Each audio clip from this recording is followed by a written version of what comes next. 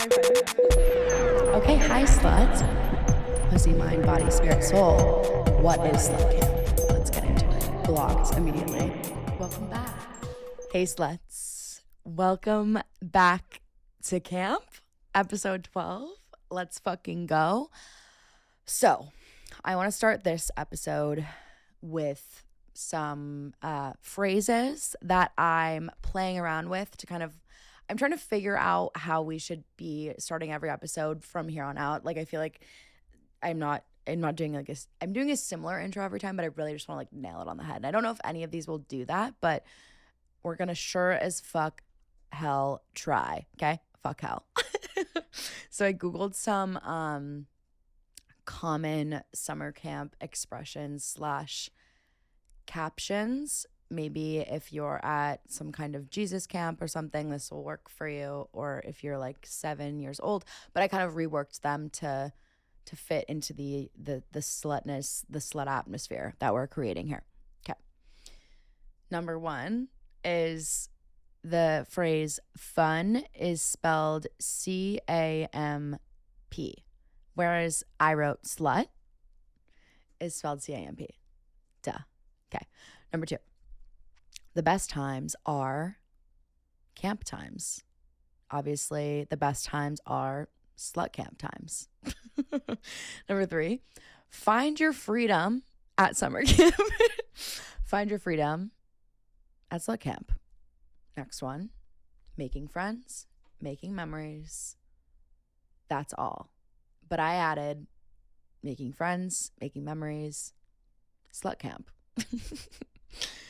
Adventure awaits at camp. Adventure awaits at slut camp.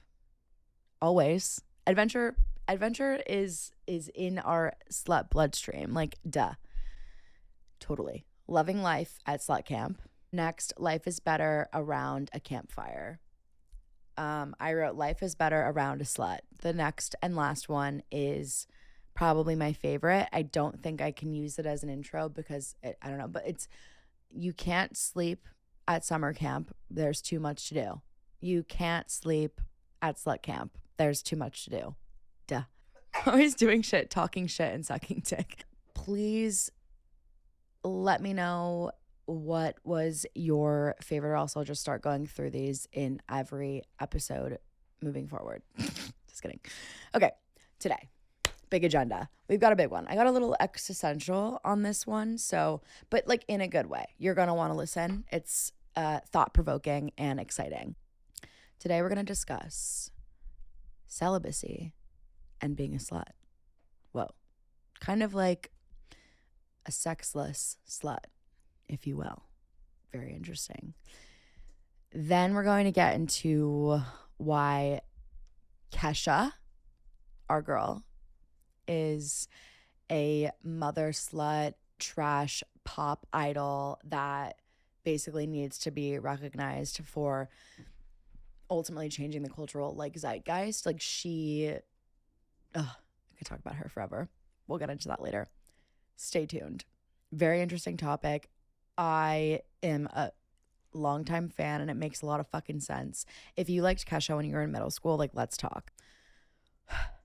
Our whole concept of this show is breaking down the word slut, obviously, finding a new meaning to attach to the word. Of course, the true definition of the word slut, like literally if you Google it, is a woman who has many casual sexual partners. Synonyms for slut include whore, hoe, slag, never heard that, strumpet, love that one, kind of, trollop, of course, harlot, scarlet woman, drab, loose woman, etc. Not the most beautiful sounding words. I personally love slut, obviously, but notice how all of these are like obviously insults or judgments towards women, and we still use these words to describe a woman who you're subconsciously probably jealous of, or B, a woman you're probably subconsciously jealous of. Like, being labeled a slut is not something any girl wants to hear about themselves. In fact, like from a third party source. In fact, oftentimes when a girl is asked, and I think a lot of people can relate to this, when a girl is asked how many sexual partners she's had or currently has, aka when you're like at the gyno, this is my first like memory of this, and I think a lot of us, oftentimes we will lie or round down our body counts or not fully tell the truth because fear of judgment, it's embarrassing.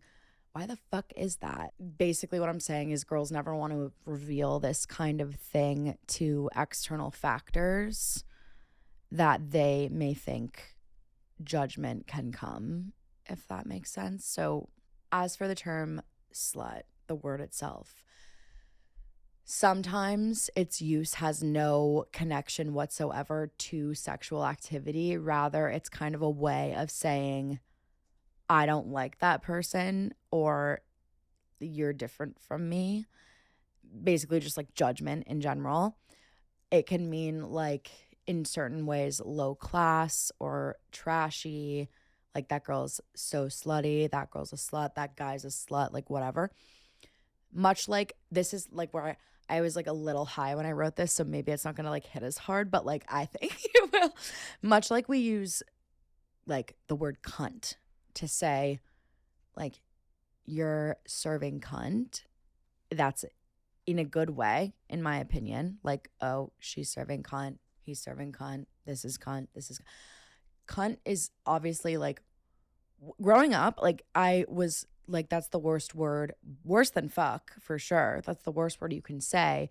We're starting to say serving cunt in a positive form, like, oh, I love that outfit, or I love like that person's vibe or whatever.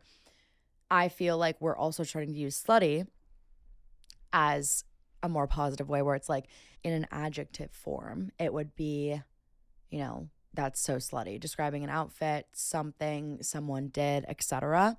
Slutty can be describing going out with your friends. I want to look so slutty tonight, etc. Whether that's like with your makeup, your outfit, whatever it is, like I want to look slutty is not something that means like I want to look like a whore, a trollop. Like you're not saying that. You're describing as like I want to look hot, basically. I want to look good. I want to look and feel like I'm ready to shake ass. What I'm saying ultimately with this whole idea of like quote unquote celibacy and still being slutty, you can be slutty without being a slut. It's completely possible. That's like exactly what the point of this whole show is, where we're using it, we're flipping it, we're making it more common and fun and flirty, just like we say serving cunt.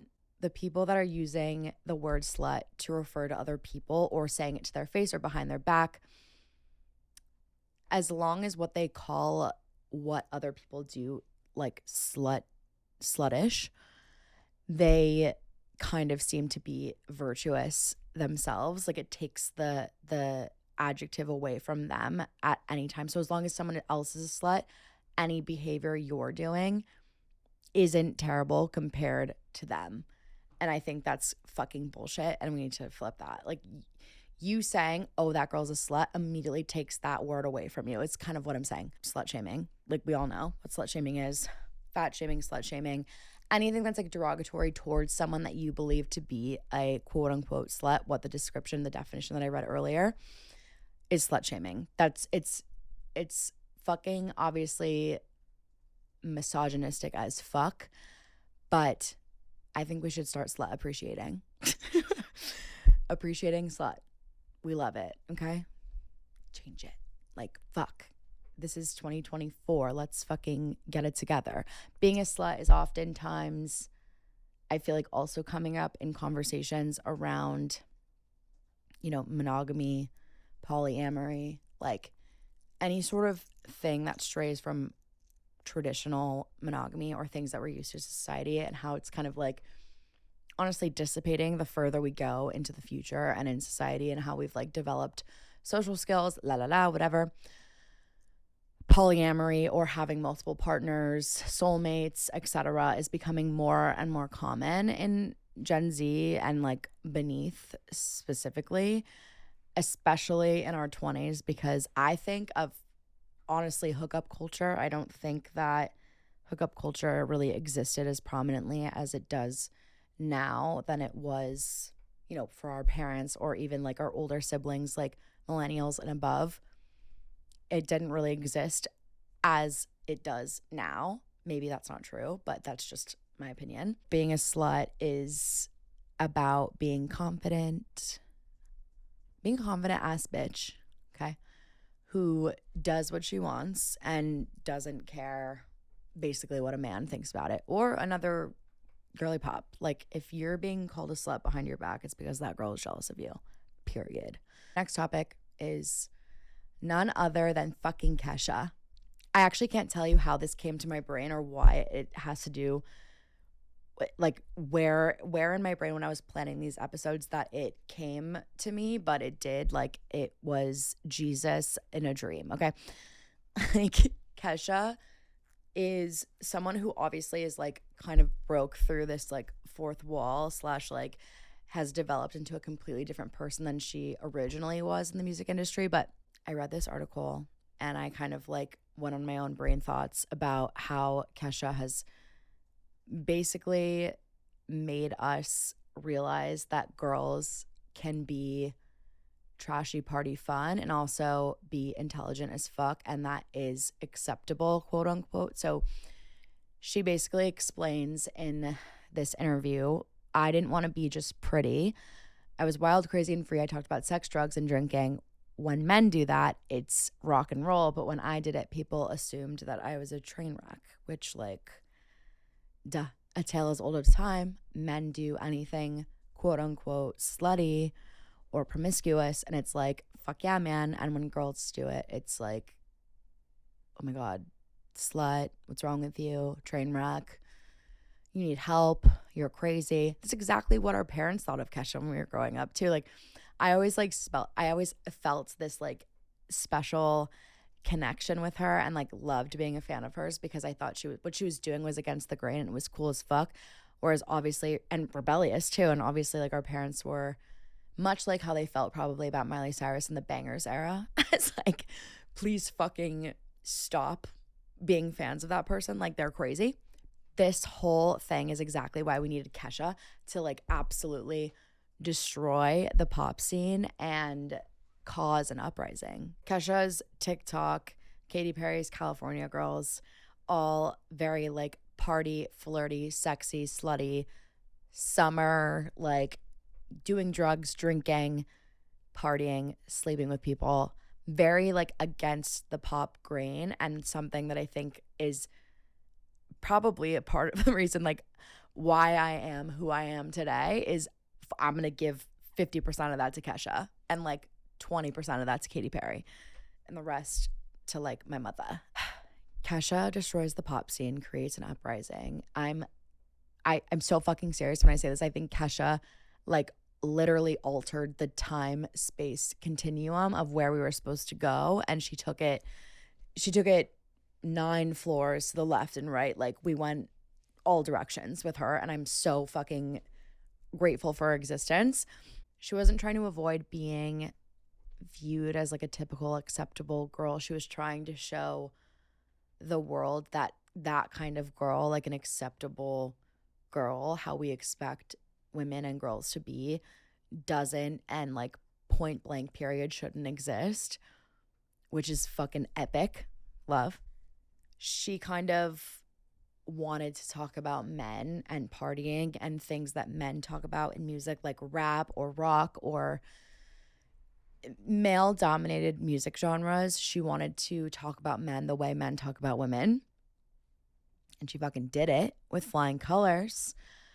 Ultimately, I think we just need to give Kesha more credit.